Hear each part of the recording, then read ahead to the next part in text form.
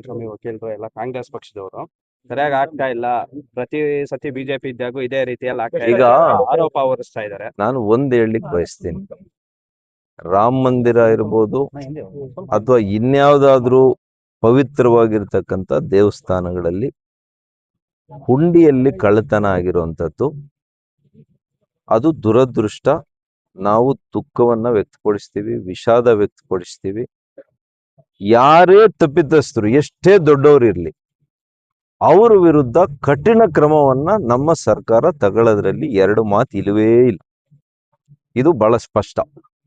ಯಾರಿಗೂ ಕೂಡ ಏನು ಸಂತೋಷ ಕೊಡಲ್ಲ. ಒಂದು ದೇವಸ್ಥಾನದಲ್ಲೋ, ಒಂದು ಮಸೀದಿಯಲ್ಲೋ, ಒಂದು ಚರ್ಚಲ್ಲೋ ಹಣ ಕಳ್ಳತನ ಆಗುವಂಥದ್ದು, ಹಣನ ದುರುಪಯೋಗ ಮಾಡ್ಕೊಳ್ಳುವಂಥದ್ದನ್ನ ಯಾರಾದ್ರೂ ಇಷ್ಟಪಡ್ತಾರಾ?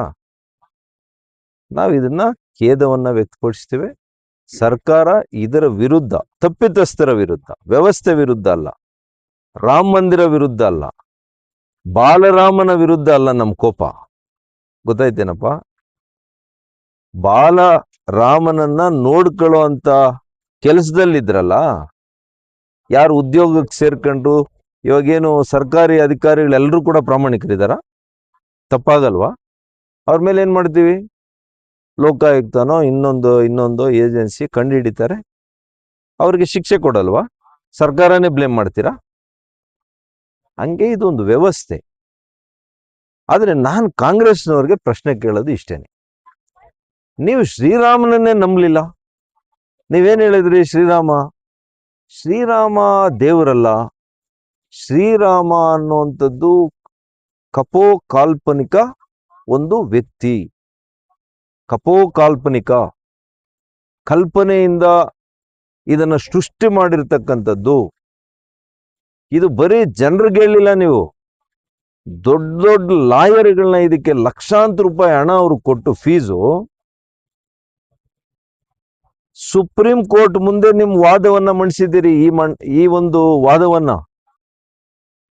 ಮತ್ತು ಇಷ್ಟು 500 ವರ್ಷಗಳ ಹೋರಾಟ ಇತಿಹಾಸ, ಭಾರತೀಯರ ಒಂದು ಭಾವನಾತ್ಮಕವಾದಂತ ಒಂದು ವಿಚಾರ, ಅದು ಯಾರು ಕೂಡ ಊಹೆ ಮಾಡದಂತ ರೀತಿಯಲ್ಲಿ ಆ ದೇವಸ್ಥಾನ ನಿರ್ಮಾಣ ಆದ್ರೆ ಒಬ್ಬ ಕಾಂಗ್ರೆಸ್ ನರಪಿಳ್ಳೆ ಕೂಡ ಇಡೀ ದೇಶದಲ್ಲಿ ನರಪಿಳ್ಳೆ